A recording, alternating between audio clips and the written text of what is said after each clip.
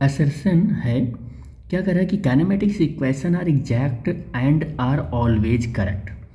बेटे देखो, अगर काइनेमेटिक इक्वेशन की बात करें तो काइनेमेटिक इक्वेशन आपको पता ही होगा कि काइनेमेटिक कितने इक्वेशन हैं। काइनेमेटिक के जितने भी इक्वेशंस हैं वो सबको आपको पता है।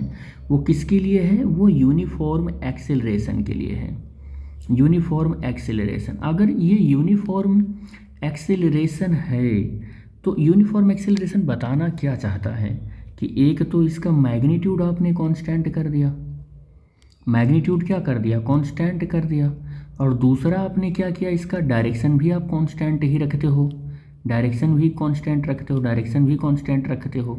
ठीक है, डायरेक्शन और मैग्नीट्यूड कांस्टेंट रखते हो काइनेमेटिक इक्वेशन के लिए। जब डायरेक्शन अगर बदल रहा है तो काइनेमेटिक इक्वेशन नहीं लगाते हो, कहते हो नहीं लगेगा। भले ही आप क्या करते हो कि मैग्नीट्यूड को कांस्टेंट किया, आपने मैग्नीट्यूड को कांस्टेंट किया, लेकिन जैसे ही आप डायरेक्शन को चेंज करते हो तो कहते हो कि काइनेमेटिक इक्वेशन नहीं लगेगा। या आप मैग्नीट्यूड को क्या करते हो, वेरिएबल करते हो, वेरिएबल करते हो और डायरेक्शन को कांस्टेंट रखते हो, तो फिर आप बोलते हो कि नहीं लगेगा। ये यूनिफॉर्म एक्सेलरेशन के लिए है, तो दोनों चीज़ें कांस्टेंट होनी ज़रूरी हैं।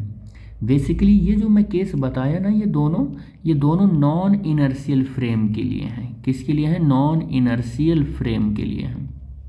ठीक है, यानी कि काइनेमेटिक्स इक्वेशन जिस पर लगता है वो इनर्शियल फ्रेम है, जिस पर काइनेमेटिक इक्वेशन बढ़िया से फॉलो करता है और हर एक फ्रेम में फिट बैठता है, तो इनर्शियल फ्रेम के लिए ये वैलिड है।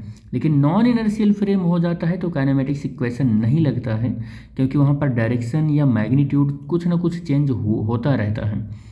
तो जो हमारा असर्शन है वो इस तरीके से क्या हो गया, फॉल्स हो गया, वो गलत हो गया, असर्शन सही नहीं है।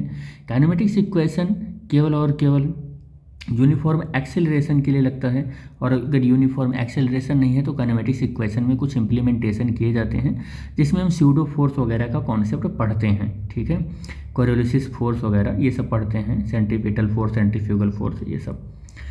रीजन क्या दे रहा है इसके पीछे? कह रहा है कि the definition of the instantaneous velocity.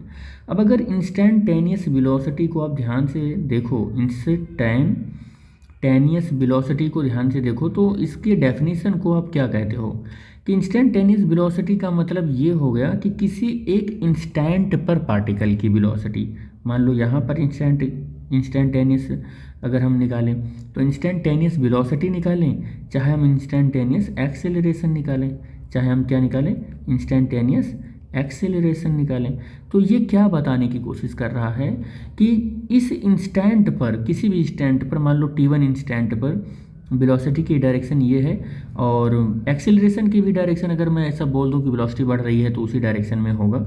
तो यहाँ पर वेलोसिटी का मैग्नीट्यूड कुछ भी हो सकता है, वो कोई भी वैल्यू हो सकती है, 2 मीटर पर सेकंड स्क्वायर, 5 मीटर पर सेकंड स्क्वायर, कोई भी वैल्यू हो सकती है। एक्सेलरेशन की भी कोई भी वैल्यू यहाँ हो सकती है। और अगर मैं इस इंस्टेंट पर निकालूँ सेम पाथ पर ही, यानी कि कोर्स ऑफ मोशन अगर मैं निकाल रहा हूँ, किसके लिए? कोर्स ऑफ मोशन के लिए निकाल रहा हूँ, जो कि पॉइंट O से लेके मान लो M तक है। तो कोर्स ऑफ अगर मोशन मैं निकालूँ तो यहाँ किसी और इंस्टेंट पर मान लो t2 है, तो हम देखेंगे कि वेलोसिटी का डायरेक्शन कुछ और होगा, एक्सेलरेशन का डायरेक्शन कुछ और होगा, मैग्नीट्यूड कुछ और होगा। तो किसी भी इंस्टेंट पर इसके एक्सेलरेशन और वेलोसिटी को कैलकुलेट करोगे तो वो कुछ भी हो सकता है, कोई भी वैल्यू हो सकती है, उसका डायरेक्शन भी चेंज हो सकता है। तो कह रहे the definition of instantaneous velocity and acceleration are true only for motion in which magnitude and direction of acceleration are constant. देखो ये क्या कह रहा है, कांस्टेंट होता है क्या?